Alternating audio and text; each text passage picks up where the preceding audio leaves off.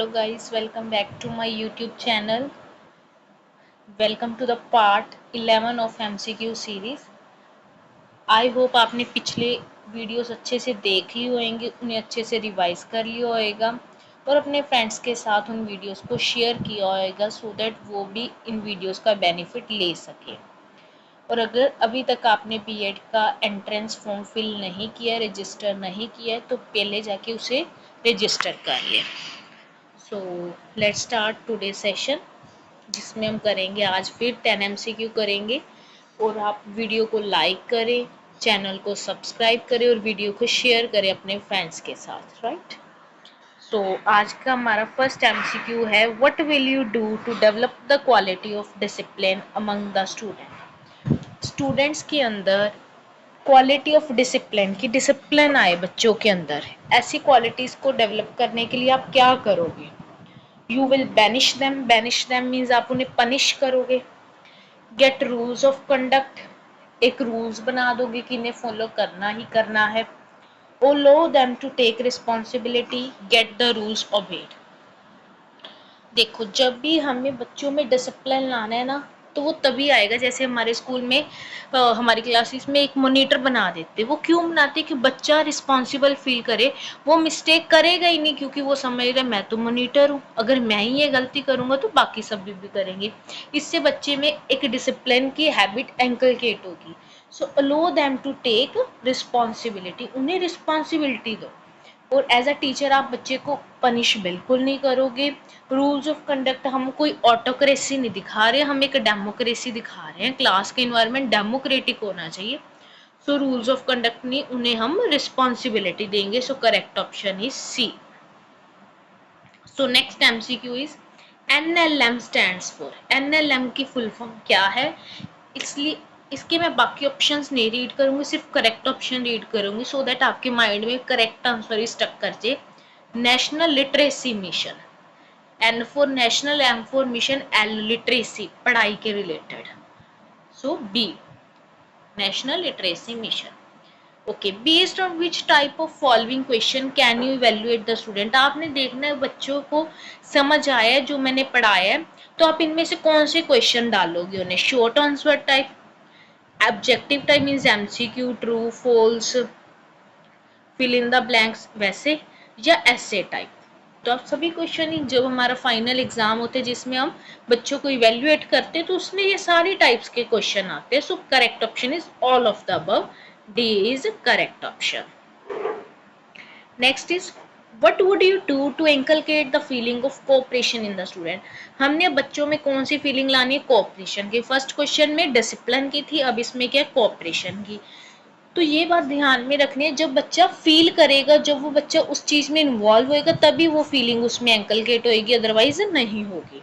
So give them good reading material on cooperation, उन्हें एक अच्छी सी बुक्स दे दो कोऑपरेशन पे। Show picture and movies on cooperation, cooperation में अच्छी अच्छी मूवीज दिखाओ। Organise a class on cooperation, आप एक लेक्चर दो कोऑपरेशन पे। Put them to group work, आप उन्हें ग्रुप वर्क में डाल दो।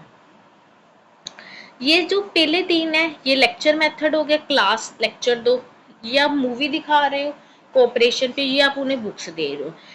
इन्वॉल्व वो किस में होंगे, ग्रुप वर्क में, जिसमें वो खुद करेंगे, उन्हें पता लगेगा ये मेरा फ्रेंड है, इसे ये चीज समझ नहीं लग रही, let me help them. So correct option के डी, जिसमें बच्चा इन्वॉल्व होगा तभी वो सीख पाएगा। सो करेक्ट ऑप्शन के D, put them to group work. Next MCQ is if you want to be successful as a teacher, अगर आप एज अ टीचर सक्सेसफुल बनना चाहते हो तो आप क्या करोगे। Work hard with honesty, honesty से काम करोगे। प्लीज मैनेजमेंट अथॉरिटीज, जो अथॉरिटीज है उन्हें प्लीज करोगे, चमचागिरी कह लो।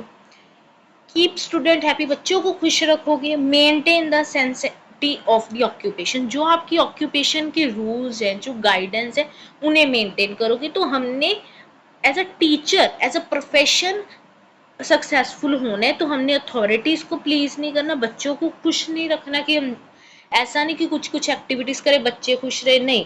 जो हमारी ऑक्यूपेशन, जो हमारी प्रोफेशन के रूल्स है, गाइडेंस है, उन्हें प्रॉपरली फॉलो करने, उसमें ये सब कुछ अपने आप आ जाएगा। सो करेक्ट ऑप्शन इज डी, हमने इंडिविजुअल चीज नहीं करनी, जो हमारी ऑक्यूपेशन के इनसे भी ज्यादा रूल्स होंगे उन्हें सबको फुलफिल करना है। Next MCQ is choose the correct statement. Correct statement क्या? Face to face teaching is less effective than online teaching. Face to face teaching less effective होती है ऑनलाइन टीचिंग के। बिल्कुल गलत। कोरोना टाइम में हमने देखा है कि बच्चों को स्टडीज में डाउनफॉल आया क्योंकि फेस टू फेस टीचिंग नहीं थी। Computer aided teaching can replace a teacher? No. No education can replace a teacher programmed learning. Computer aided ये एजुकेशन एक टीचर को रिप्लेस नहीं कर सकते। टीचर की एक अपनी पोजीशन होती है क्लास में। Online teaching and face to face teaching are both effective. हाँ जी, हो सकती है। नेक्स्ट रीड कर ले। Computer aided education can assist a teacher. Assist means help. So correct option क्या रहेगा? सी की ऑनलाइन टीचिंग और फेस टू फेस टीचिंग दोनों इफेक्टिव है अगर टीचर भी उन्हें इफेक्टिवली यूज करे और स्टूडेंट भी, दोनों उसे मिसगाइड ना करें। Dash is the right attitude of a teacher towards student. कौन से एक टीचर का अपने स्टूडेंट्स की तरफ एक राइट एटीट्यूड है? सुपर में से कि मैं किंग हूं, आप सारे वो मेरी प्रजा हो? नहीं, सुपर में से नहीं।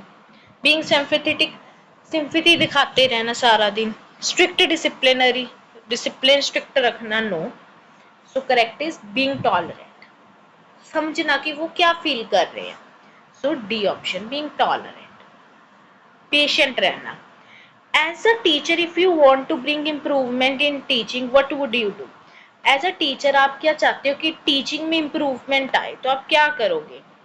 क्रिटिसाइज प्रीवियस टीचर, जो पुराने टीचर रहे हैं उन्हें क्रिटिसाइज, उनकी बुराई करना शुरू कर दोगे। पनिश स्टूडेंट फॉर मिस्टेक, बच्चों को पनिश करोगे।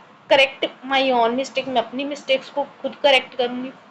Act against the policies of school. So मैंने आपको हर वीडियो में बताया बच्चों को पनिश नहीं करना, किसी और टीचर की बुराई भी नहीं करनी, स्कूल की बुराई भी नहीं करनी, तो हम अपनी मिस्टेक्स को करेक्ट करेंगे। Correct option is C.